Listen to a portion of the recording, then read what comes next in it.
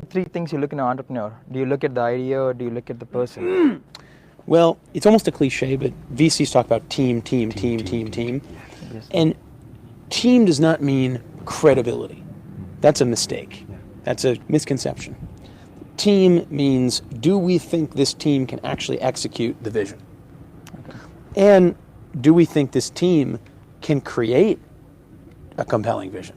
Because oftentimes the vision that they initially present doesn't end up being the business that they create.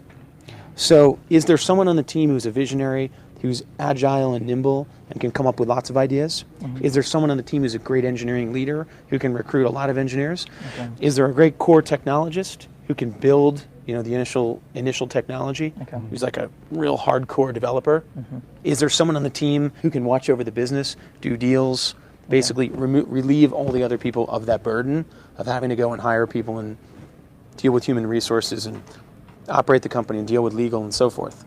And in every company, the balance is different, but you have to get a complete team. Okay. And so most of the companies we see, we don't even get past the first meeting because we can see so clearly that their team is missing certain critical pieces. Okay. Then we look at market size. How big is this market really? Okay. And that, that excludes 99% of ideas. Mm-hmm. The market is just not big enough. And then we look at the particular approach to the problem, and in a sense we look at that last. Because it's almost not even worth considering an idea.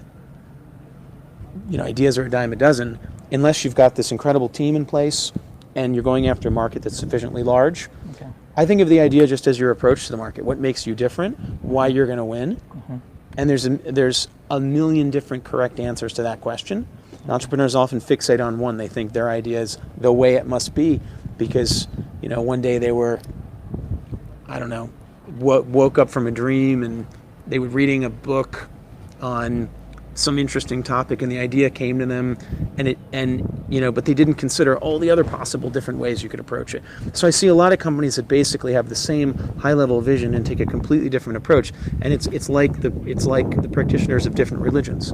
They can't all be right about everything. Sure. So remaining open to a large number of different possibilities, I think, is important, and being able to pivot. If you look at PayPal, they changed their business model 6 times before they figured out that internet payments, email-based internet payments on eBay was actually the correct